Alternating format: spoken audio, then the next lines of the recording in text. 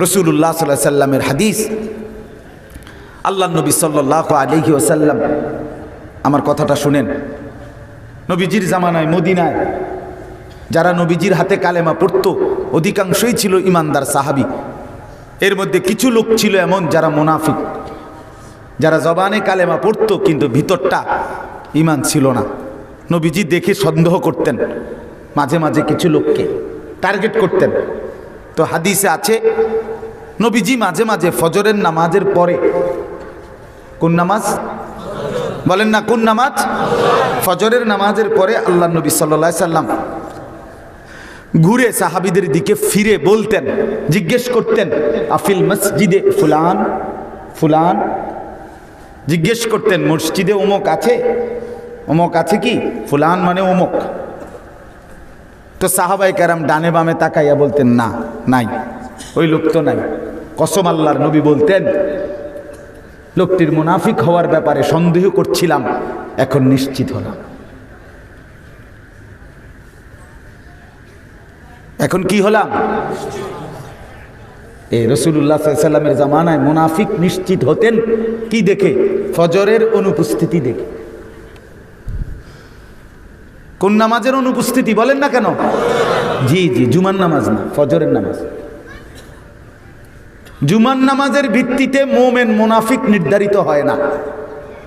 3 জুমা ছেড়ে দিলে ঈমান চলে যায়, ডাইরেক্ট ঈমানে চলে যায়, নবীজি বলছেন। জুমার নামাজের অসংখ্য ফজিলত, কিন্তু লোকটা মুনাফিক না মুসলমান এটা চিনার উপায় হলো ফজরের নামাজ। ফজরের নামাজ।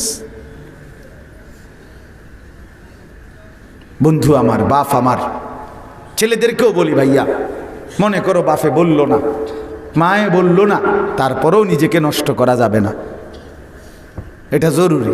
কারণ শেষ পর্যন্ত বাবার হিসাব আলাদা, মার হিসাব দিবে আলাদা, আমিও হিসাব দেব আলাদা, আলাদা কিনা? আরে আল্লাহর সামনে শেষ পর্যন্ত হাসরের ময়দানে আমাদের প্রত্যেককে পৃথক পৃথক হিসাব দিতে হবে কিনা? অতএব আমি অনুরোধ করছি, সবাই আমরা খামখেয়ালি না করি, জীবনের কদর করি। শুনেন ভাইয়া, আমার যে আয়াত পড়ছি আমি, ছোট্ট ছোট্ট 15টা আয়াত, লম্বা ব্যাখ্যা করব না, তাফসীর না, শুধু তর্জমা বললেই কথা শেষ হয়ে যাবে ইনশাআল্লাহ। আমার শুধু এই কথাটা বুঝানো, আমরা যারা পড়ছি কিংবা পড়ছি না, যাই করি, কিন্তু টার্গেট শুধু দুনিয়া না। আমার এই কথাটা মেইন কথা আজকের এখান থেকে, টার্গেট আখিরাত সহ। আমি যেহেতু মুসলমান, কমপক্ষে আমাদের অনুভূতিতে যেন এটা আসে যে আমার এই পড়ালেখা, আপনি অনার্স করেন আর মাস্টার্স করেন, আপনি 4টা ডক্টরেট করেন, কিন্তু টার্গেট যদি শুধু হয় দুনিয়া, তাহলে আপনি ব্যর্থ, আপনি হেরে গেছেন, আপনি হেরে গেছেন। কোরআনুল কারীমে আল্লাহ তাআলা বলেন, ওমা হাদিহিল হায়াতুদ দুনিয়া ইল্লা লাহবুম ওয়া লাইব। আল্লাহ বলে, বান্দা, দুনিয়ার এই জীবন শুধুই তামাশা এবং খেলাধুলা। ওয়া ইন্নাদ দারাল আখিরাতা লাহিয়াল হায়াওয়ান। আল্লাহ বলেন, আখিরাতের ঘর, জান্নাতের ঘর, আখিরাতের জীবন লাহিয়াল হায়াওয়ান, সেটাই কেবল জীবন, ওইটাই কেবল বেঁচে থাকা, ওইটাই হায়াত। লাউ কানু ইয়ালামুন, যদি তোমাদের এই জ্ঞানটা হতো। এই আল্লাহ দয়া করে মায়া করে বলতেছে, আহা বান্দা, এই কথাটা যদি বুঝদা, এই জ্ঞানটা যদি তোমার হতো যে আখিরাতই হচ্ছে মূল জীবন, দুনিয়া শুধুই পার করা, শুধুই অতিক্রম করা, এই জায়গাটা পার হওয়া শুধু এর দূরে। আল্লাহ নবী সাল্লাল্লাহু আলাইহি ওয়াসাল্লাম বলেন, মালি ওয়ালিদ দুনিয়া। রাসূলুল্লাহ সাল্লাল্লাহু আলাইহি ওয়াসাল্লাম বলেন, আমার সাথে দুনিয়ার কিসের সম্পর্ক? কেমন সম্পর্ক জানো? কারাকিবিন ইস্তাদাল্লা তাহতা শাজারাতিন সুম্মা রাহা ওয়া তারাকাহা। একজন পথিক ভীষণ রৌদ্রের মধ্যে রাস্তা দিয়া যাচ্ছে, এতটা রোদ তার কাছে ঘামে ভিজা গেছে। তো এই সময় একটা বট গাছ রাস্তার পাশে, সে দেখা গাছটার নিচে একটু বসছে, গাছের হালকা ঝিরঝিরে বাতাস তার গায়ে কিছুক্ষণ লাগছে, এরপরে শরীরটা একটু ঠান্ডা হওয়াতে এবার পথিক গাছটাকে গাছের জায়গায় রাখা আবার তার গন্তব্যে রওনা দিয়া চলে গেছে। আল্লাহ রসুল বলে, কসম উম্মত, দুনিয়ার সাথে সম্পর্ক আমার ঠিক এরকম। আমি যেন অল্প কিছুক্ষণের জন্য এখানে একটু গাছের নিচে বসলাম, আবার আমি গাছকে গাছের জায়গায়, মানে দুনিয়াকে দুনিয়ার জায়গায় রাইখা আমার চূড়ান্ত গন্তব্য কবর, আখিরাত, হাসরের ময়দান, ওই দিকেই রওনা দিলাম। এখানে এই শুধু অতিক্রম করা ক্ষণিকের এই সময়, কেউ 40 বছর, কেউ 70 বছর, কেউ 50 বছর, দেখেন না, অনির্দিষ্ট একটা সময় পার করা। অতএব আমি কিংবা বাবা, জওয়ান কিংবা বুড়ো, আমরা প্রত্যেকের ভাবা উচিত এখানেই আমার শেষ না, এখানেই আমার শেষ না। বাংলা, অঙ্ক, ইংরেজি, পদার্থ, জীববিজ্ঞান, রসায়ন বিজ্ঞান, উচ্চতর গণিত, তথ্য যোগাযোগ প্রযুক্তি, ডাক্তার, ইঞ্জিনিয়ার, ব্যারিস্টার, সরকারি চাকরিজীবী, এটাই আমার শেষ কথা না। আমার শেষ কথা হাসরের মাঠ, আমার শেষ কথা আখিরাত, আমার শেষ কথা কিয়ামত, আমার শেষ কথা কবর। একটা জিনিস মনে রাখবেন, 1000 বছরও যদি আমাদের এই কথা কেউ পাত্তা না দেয়, কোনো অসুবিধা নাই, এতে কোনো সমস্যা নাই। একটা জিনিস, হুজুরদের কোনো ব্যর্থতা নাই, সবচেয়ে বড় মজার বিষয় এটা। আলেমদের কোনো ব্যর্থতা নাই। এই যে আমরা যারা আল্লাহর কথা বলি, সাখাওয়াত ভাই লম্বা সময় জিহাদ ফি সাবিলিল্লাহর উপরে কথা বলছে, মনে করেন কেউ কথাটা বুঝলো না, প্রত্যাখ্যান করলো সবাই যে না, ঝামেলা হইব, তারপরেও কোনো লস নাই। বলনেওয়ালা যারা আলেমে দিন, মসজিদের ইমাম, ওলামায়ে কেরাম, দাঈ ইলাল্লাহ, তার কোনো লস নাই। কেউ না শুনুক, আমার 100 বছরে আমার কথা কেউ শুনে নাই, মনে করেন কোনো সমস্যা নাই। কসম আল্লাহর, আল্লাহ কোরআনে ওয়াদা দিছে, বন্ধু আপনি আপনার বলতে থাকেন, কে ঈমান আনবে না না আনবে এটা আমি দেখমু, কিন্তু আপনাকে যেই নেকি দেওয়া, সম্মান দেওয়া, মর্যাদা দেওয়া, ইজ্জত দেওয়া, কসম আল্লাহর বন্ধু আমি আপনাকে দিতেই থাকবো, দিতেই থাকবো, দিতেই থাকবো। আপনার পাওনা আপনি 100 পাইবেন। এটা হলো আমাদের বড় সান্ত্বনার জায়গা। আমরা ঘাবড়াই না, এই জন্য হতাশ হই না। কেউ গ্রহণ না করুক, কোনো অসুবিধা নাই। হুজুরদের কথা শুনে কে না, আপনিও শুনলেন না, কোনো সমস্যা নাই। আমি আটকাইতাম না, আমার নেকি দরকার কিনা বলেন, আমার নেকি আসবে। আমি যদি দিল থেকে আল্লাহর জন্য বলে থাকি, আমার নেকি আসবে। ওমা তাসআলুহুম আলাইহি মিন আজরিন, আল্লাহ বলে বন্ধু আপনি তো যা বলছেন তার বিনিময়ে মানুষের কাছে আপনার হিসাব কিতাব নয়, চাওয়া পাওয়া নয়, আপনারটা তো আমার কাছে হিসাব। এই জন্য আমরা প্রত্যেকেই অনুরোধ করছি আপনাদের কাছে, ওলামায়ে কেরামের এই কথাগুলোকে গুরুত্ব দেন। নিজের জীবন দুনিয়া বাদ দিয়েন না। আমরা বলি না বাজার বন্ধ করে দেন, ব্যবসা বন্ধ করে দেন, সংসার বন্ধ করে দেন, আয় উপার্জন বন্ধ করে দেন, না কোনো হুজুররা এটা বন্ধ করে নাই। আমনে করে হুজুররা নিজেরাই কামাই রোজগারি বন্ধ করে নাই, তো আপনারা বন্ধ করতে কইব কেন? কোন হুজুর কি বিয়া করা বন্ধ করে দিছে? কথা বলেন না কেন? হুজুর কি গদ্দুয়ার করা বন্ধ করে দিছে? হুজুর কি উপার্জন করা ছেড়ে দিছে? তাহলে হুজুর নিজে যেটা ছাড়ে নাই, এটা আপনারা কি করবো, কি লেগে ছাড়? আপনারা ছাড়তে বলি নাই, আপনাকে দুনিয়া ছাড়তে বলি নাই, আপনাকে বলছি আখিরাতকে সঙ্গী বানাইতে।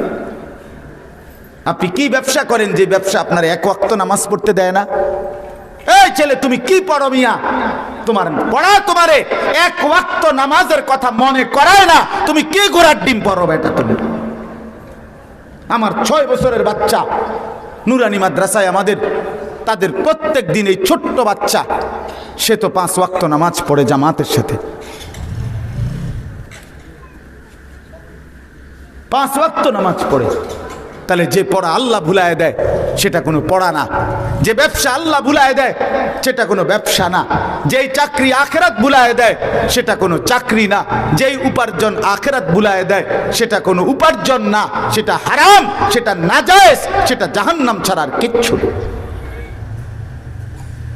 আল্লাহ আমাদেরকে বুঝ দান করেন। এবার চলেন আমি যে আয়াতগুলো পড়ছি এটার তর্জমা বলি, তাইলে আমার কথা শেষ।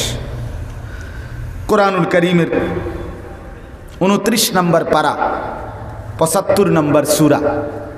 সূরাটার নাম সূরায়ে কিয়ামা, মানে কিয়ামত। এই সূরার শুরুর থেকে ছোট্ট ছোট্ট 15টা আয়াত আমি পড়ছি। এগুলো পিচ্ছি পিচ্ছি আয়াত, ছোট্ট ছোট্ট আয়াত। আপনি শুনেন আল্লাহ কি বলে। মূল বিষয় হলো আল্লাহ তাআলা এখানে কিয়ামত, আখিরাত, হাসরের মাঠ, এটাকে খুব মজবুতের সাথে বুঝাইছেন আমাদেরকে। বহু কোরআনের বহু জায়গায় বুঝাইছে, এখানেও একটা জায়গা। আল্লাহ তাআলা বলেন, বিসমিল্লাহির রহমানির রহিম, লা উকসিমু বিয়াউমিল কিয়ামা, আমি আল্লাহ কসম করছি কিয়ামত দিবসের। তাহলে আল্লাহ যেহেতু কিয়ামত দিবসের কসম করছেন, যেটা আল্লাহ নিজে কসম করতেছে সেটা হবে তো? কথা বলেন না কেন? হবে তো না? কোনো সন্দেহ নেই, কোনো সন্দেহ নেই। আপনি সিনেমার কথার উপরে এত আস্থা, আপনার নায়কের কথার উপরে এত আস্থা, দুনিয়ার বুদ্ধিজীবী পণ্ডিতের স্যারের কথার উপরে আপনার এত আস্থা, আমার আল্লাহর কথার উপরে আমার আস্থা আসবে না কেন? কথা বলেন না কেন? আপনি টেলিভিশনের বিজ্ঞাপনে এত আস্থা, আপনি টেলিভিশনের বিজ্ঞাপন দেখে সবসময় 2 বেলা ব্রাশ করেন, আমি রাসূলুল্লাহর কথা শুনে নিয়মিত মেসওয়াক কেন করব না? কথা বলেন না কেন? তাহলে অতএব আল্লাহর কথার উপরে বান্দার আস্থা সবচাইতে বেশি, ঠিক কিনা বলেন? আল্লাহ বলেন আমি কসম করছি কিয়ামত দিবসের। 2 নাম্বার আরেকটা কসম করতেছে, ওয়ালা উকসিমু বিন নাফসিল লাওয়ামা। আল্লাহ বলে মানুষের ভিতরের যে আত্মা, এই আত্মাটার অবস্থা হলো 3 রকম। 1 নম্বর হলো আত্মার প্রথম অবস্থা হলো ভিতরের যে চাহিদা। আমরা এটা বুঝি সবাই যে এই যেটা কেন করছে, আমার মন চাইছে, এই যে মন চাইছে, এই যে চাওয়াটা, ভিতরের কামনা, বাসনা, আকাঙ্ক্ষা, ভিতরের যে একটা প্রেরণা, এটারেই নফস বলে। এটারে কি বলে কোন? নফস বলে। এটার 3টা চাহিদা। প্রথম চাহিদা হলো প্রত্যেক মানুষের ভিতরের প্রথম চাহিদা গুনাহ, আল্লাহর নাফরমানি, আল্লাহর অবাধ্যতা, এটা নফসের প্রথম চাওয়া। প্রত্যেক মানুষের, একের আব্দুল কাদের জিলানী হোক, নফস প্রথম তাকাজা দেয়, প্রথম চাহিদা দেয় নাফরমানি। 40 বছর বেটা কোনোদিন ফজরের জামাত ছোটে নাই, এবারেও 41 বছরের টাইমও নফসে কয় আচ্ছা উঠি সারি রাখস্তা, আরো 25 মিনিট বাকি, আরে পাইবি জামাত পাইবি। হুজুরের ফইলা রাখাতে যেই লম্বা কেরাত পরে উঠতে এরম শুরু করছো অথচ সে জানে আজকে 40 বছর তার জামাত ছোটে না, তবুও ধোকা দেয়। মানে নফসের প্রথম চাহিদা গুনার দিকে আমন্ত্রণ। 2 নাম্বার নফসের চাহিদা হলো, নফস এরকম অবস্থায় উন্নত হয় মানুষের, আল্লাহর ইবাদত করতে করতে গুনাহ ছাড়তে ছাড়তে একটা সময় নফসটা, আত্মাটা এমন হয় যে সেই আত্মা তাকে যখনই গুনাহ করে, আল্লাহর কোনো নাফরমানি করে, তিরস্কার করে, আর তাকে নিয়মিত নেক কাজের প্রতি উৎসাহিত করে। এমন একটা আত্মা হয় মানুষের, একটা স্টেজে উঠা। ওইটার অনেক সময় তার দীর্ঘমেয়াদী চলতে থাকে, যে যখনই সে যেমন আহা মনটার মধ্যে বলে ওঠে, আহা কেন মিথ্যাটা বললাম, আহা কেন গালিটা দিলাম, লোকটাকে কেন অন্যায় করলাম, কেন ওজনে কম দিলাম, এতগুলো ছবি কেন দেখলাম, আহা ফজরের নামাজটা কেন ছুটে গেল, হায় হায়। এই যে পাপের একটা দংশন, বিবেকের নড়াচড়া, এইটা আত্মার একটা কি অস্থিরতা, বেচাইনি, গুনাহের প্রতি তিরস্কার আর নেক কাজের প্রতি প্রেরণা। আমার আরো ভালো করা দরকার, আমি নিয়মিত নামাজ পড়া দরকার, জামাত ধরা দরকার। এই যে উৎসাহ, এইটাকে বলা হয় নফসে লাওয়ামা। প্রথমটাকে বলে নফসে আম্মারা, আর তৃতীয় হলো সর্বোচ্চ পবিত্র আত্মা হলো ওইটা যেই আত্মা কখনোই গুনাহের কল্পনাও করে না, সারাক্ষণ নেক কাজ নিয়েই বিভোর, তারে বলে নফসে মুতমাইন্না। আল্লাহ চায় বান্দা নফসে মুতমাইন্না যেটা, এটা তো থাকা উচিত কমপক্ষে যেন 2 নাম্বারটা এটার থেকে নিচে মুমিনের না নামে। অর্থাৎ তোমার দিলটা, তোমার অন্তরাত্মাটা যেন কমপক্ষে এরকম হয় যে গুনাহ করলে, পাপ করলে কষ্ট লাগে, যন্ত্রণা লাগে, লজ্জিত তিরস্কার আসে দিলে, আর নেক কাজ করতে আগ্রহ আসে, এর দূরও যদি ছুটে যায় তাইলে আর তোমার অবস্থা জাহান্নাম ছাড়া আর কিচ্ছু। তুমি তখন নফসের গোলাম, তুমি চাহিদার গোলাম, তুমি আর আল্লাহর গোলাম রইলা না। এই জন্য এর দূর যেন না ছোট। আমার বাপ, এই যে দুইজন শুনেন আর একজন শুনেন, এটা মনে রাখে, এটা গুরুত্বপূর্ণ বিষয়। রাসূলুল্লাহ সাল্লাল্লাহু আলাইহি সাল্লাম বলছেন, ইদা সাররাতকা হাসানাতুকা ওয়া সাআতকা সাইয়্যাতুকা ফাআনতা মুমিন। নবীজি বলেন, তোমার নেক কাজ করিলে যদি ভাল লাগে আর গুনাহ করিলে যদি কষ্ট লাগে, ব্যথা লাগে, অস্থিরতা, আহা কি করলাম, কেন গুনাহ করলাম, কেন মিথ্যা বললাম, কেন চুরি করলাম, কেন জিনা করলাম, কেন ব্যভিচার করলাম, কেন গালি দিলাম, কেন হারাম খাইলাম, এই অস্থিরতা যদি লাগে, রাসূল বলে তাহলে মনে রেখো তুমি এখনো মুমিন, এখনো ঈমান আছে। কিন্তু যেদিন দেখবা এই অনুভূতিও নাই, সেদিন মনে করবা ঈমান বহু আগে হারায় গেছে। 30 বছর ধরে সুদের ব্যবসা করে, এবার কলজার ভিতরে একটা দিনও কোনো অনুভূতিও নাই। বাহ, হাসে, বিড়ি খায়, সিগারেট খায়, মাস্তানি করে, চাঁদাবাজি করে, কোনো অনুভূতি নাই, এটা যে পাপ। আজকে 20টা বছর আপনার ঘরে এক টানে প্রতিদিন 10 বছর ধরে লাগাতার রঙিন টেলিভিশন চলতেছে, আপনার বউ বাচ্চা, প্রতিদিন আপনার স্ত্রী সন্তান এই নাটক, সিনেমা, হিন্দি সিরিয়াল দেখতেছে, আপনার বিবেকের মধ্যে কোনো নড়াচড়া নাই, কোনো অনুভূতি নাই, এটা যে গুনাহ, এরা যে এর কারণে জাহান্নামে যাবে, এটা যে পাপ, এই বিব্রত ভাব, লজ্জিত অনুভূতিও নাই। লজ্জা তো নাই, বরং এমন শক্ত নাফরমান গাদ্দার যে একবার সামনের রুমে, ড্রয়িং রুমে টেলিভিশনটা রাখে, সোফার রুমে, যাতে যেই কোনো মেহমান, একজন হুজুর হোক, উনি ঢুকলেই যেন দেখে টেলিভিশনটা দেখা, উনি যেন নিশ্চিন্তে, যেই কোনো মানুষ বুঝে এটা নাফরমানের ঘর, এটা ইমানদারের ঘর নয়। এই জন্য সামনে দেখায় রাখছে, যে আপনার যাতে বুঝতে দেরি না হয়। আপনি বাথরুমে গিয়ে বুঝবেন কেমনে, পাকঘরে গিয়ে বুঝনের কি দরকার। আপনি যাতে আমার বেডিরা, যে আমার মেয়ে ছেলে যে নাটক, সিনেমা আর জিনা, ব্যভিচার আর হিন্দি সিরিয়াল এটা দেখে, এটা আপনার বুঝানোর জন্য প্রথম রুমে রাখা দিচ্ছে, একটা ডুববার রুমে, সোফার রুমে। এটা গাদ্দার, এটা গাদ্দারি, এটা অহংকারী, আল্লাহকে বৃদ্ধাঙ্গুলি। তুমি নিষেধ করছো বেডি সাউন্ডে লেগে, আচ্ছা তোমারে দেখাম। হ্যাঁ, নবীকে বলছে, রাসূলুল্লাহ সাল্লাল্লাহু আলাইহি সাল্লামকে, মুহাম্মদ সাল্লাল্লাহু আলাইহি সাল্লাম, তুমি দাড়ি রাখতে কইছো, আচ্ছা তোমারে দেখাম। তুমি নি কইছো দাড়ি রাখতা, 2 দিনে একবার কাটমু, চাই তোমারে দেখাই দেব, তোমারে দেখাই দেব। কইলা কেন? আল্লাহ রসুল বলছেন, বলবে উম্মত আমিও দেখুন। সুপারিশ লাগবে না? হাউজে কাউসারের পানি লাগবে না? হ্যাঁ, তখন আইসো দোস্ত, আমিও দেখুন। তার মানে এইভাবে আপনি টানা 10টা বছরে গুনাহ ছাড়বার কোনো মানসিকতা নাই। ওই যে ছেলেরা তমগুরে আমি ধমক দিয়ে কইছি, 365 দিনে খোদার একটা বছরে একদিনও ফজরের নামাজ পড়তে তোমার মন চাইল না, এটা আর দোস্ত মুমিনের যে শেষ আত্মাটা, ওইটাও নাই। নফসে লাওয়ামা যেটা, এটাও তোমার ভিতরে নাই।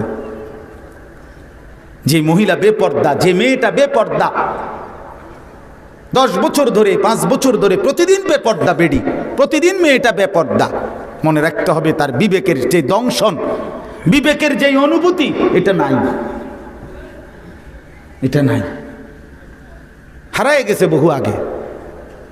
এই জন্য তাফসীরে স্পষ্ট আছে, যেই আত্মা গুনাহ করলে তিরস্কার করে, নেক কাজে উৎসাহিত করে, এটাকে নফসে মুমিনাও বলে। মুমিনের নফস মানে ইমানদারের, মুসলমানের নফস এর থেকে নিচে নামতে নাই। দিল যেন এমন না হয়, ভিতরটা যেন এমন না হয় যে আর কোনো নড়ে চড়ে না, কোনো অনুভূতি নাই, বিবেক শূন্য, বিবেক শূন্য। বলেন, যে বোন আজকে 15 বছর, যে স্ত্রী, যেই মা আজকে 20 বছর ধরে বেপর্দা, এ বুড়ি এটা যে গুনাহ, এটা ভুলে গেছে আজকে কত বছর? কথা বলেন না কেন? তাইলে এই বুড়ির কলজার কি অবস্থা? মনে নাই? কি মনে না? আমার শায়েখ আরিফ বিল্লাহ আল্লামা মুফতি মুশতাকুন নবী কাসেমি হুজুর বলে, আহা কি মনে নাই? তাও মনে নাই। কি ভুলে গেছে তাও ভুলে গেছে, ভুল না বি ভুল গিয়া, ভুলে গেছে যে তাও ভুলে গেছে, মনে নাই যে তাও মনে নাই। ওয়ালা তাকুনু কাল্লাযীনা নাসুল্লাহ ফাআনসাহুম আনফুসাহুম। রব্বুল আলামিন বলে, বান্দা এই পরিমাণ আমার আল্লাহকে ভুলে যেও না। যদি বেশি দিন আমি আল্লাহকে ভুলে যাও, একদিন আমি সত্যি সত্যি তোমার নিজেকেই তোমার থেকে ভুলিয়ে দেব। আর কোনোদিন মনে পড়বে না তুমি মুসলমান, আর কোনোদিন মনে পড়বে না তোমার সেজদা করা দরকার, আর কোনোদিন মনেই পড়বে না তোমার আখিরাত আছে, কবর আছে, হাসরের মাঠ আছে। একদিন তুমি নিজেকেই ভুলে যাবে। এত পরিমাণ গুনাহ কইরো না বাপ, এত নারী দেখো না বন্ধু, এত অশ্লীল ছবি দেখো না। এমন যদি কোনোদিন হয়ে যায় রব্বুল আলামিন নারাজ হয়ে যাবে, সেদিন আর কোনোদিন গুনাহ ছাড়ার কথা মনেও পড়বে না, আর আল্লাহকে মনেই পড়বে না, আর কোনোদিন আখিরাতের খেয়ালই আসবে না, আর কোনোদিন কবরের ভয় জাগবে না। আমি তো নিজ চোখে দেখছি এক ভদ্রলোকরে, আমার এই দুই চোখে দেখছি, এই বাংলাদেশে প্রাইভেট ব্যাংকের ভাইস চেয়ারম্যান, কোটি কোটি টাকার মালিক, এবারটা জানাজার নামাজ পড়তে আইছে। ফইরা ইমাম সাহেবের জানাজার আগে কবরের আযাবের কথা কইছে, ওই লাশের আগে দিয়ে কুদুর কুদুর কথা কয় না, উনিও একটু কইছে আর কি। ইমাম সাহেবরে ডাইকে আই না, তে বেটা কয়, হুজুর কবরের আযাবের মিথ্যা ভয় দেখিয়ে লোকদেরকে আর কতদিন বোকা বানিয়ে রাখবেন এই বাংলাদেশ। হ্যাঁ, আমি আমার এই দুই চোখে, আমি গত বছর খুলনায় 40 দিন দাওয়াত ও তাবলীগে এক চিল্লা সময় লাগাইছিলাম। আমার এই দুই চোখে আমি এমন 4টা ছেলে যুবক ইউনিভার্সিটি পড়ুয়া, আমি সরাসরি কথা বলছি এদের সাথে, এরা পরিষ্কার বলছে, হুজুর আল্লাহ বলতে কিছু আছে, এটা টোটালি কোনো আমরা বিশ্বাস করি না। আমার চিল্লার সফরে আগামী 2, 3, 4 ফেব্রুয়ারি বিশ্ব ইজতেমা, বলেন আলহামদুলিল্লাহ। কোন দিন কোন? ফেব্রুয়ারি, ফেব্রুয়ারি কোন? 2, 3, 4 ফেব্রুয়ারি বিশ্ব ইজতেমা, বলেন ইনশাআল্লাহ সবাই শরীক হবেন। তো বাপ বলতেছিলাম, এভাবে আল্লাহকে ভুলে গেছে যুবক, বুঝেই না আল্লাহ বলতে কিছু আছে। দেয়ার ইজ নো গড, আল্লাহ বলতে কিছু নাই, আল্লাহ বলতে কিছু নেই। আহা কি পড়লা রে বাপ, কি ভুলাটা আল্লাহ রে ভুলে গেলা, নিজেকেও ভুলে গেলা। এই জন্য এইটা গুরুত্বপূর্ণ। ওয়ালা উকসিমু বিন নাফসিল লাওয়ামা, আল্লাহ বলেন যেই আত্মা গুনাহের কারণে তিরস্কার করে, নেক কাজে উৎসাহিত করে, এমন নফসের কসম আমি আল্লাহ করছি। আর আমি যেহেতু কসম করছি, অতএব এটাই প্রমাণ করে মুমিনের কলিজাটা যদি কমপক্ষে এদ্দুরও হয়, আমি এটাও পছন্দ করি। সুবহানাল্লাহ। যদি বিবেকের দংশন হয়, যদি কলিজার নড়াচড়া হয়, আহা ঠিক করছি না, ঠিক করলাম না, তাইলে হতে পারে একদিন তওবা নসিব হবে। একদিন কি নসিব হবে? তওবা নসিব। এই জন্য দিল মাইরা লাইয়েন না বাপ আমার। দুনিয়ার ডানে বামে দেখেন না নাফরমানি যারা করছে তারা কেমন সুখে আছে, ইমানদার কেমন সুখে আছে। আল্লাহ আমাদেরকে বুঝ দেন।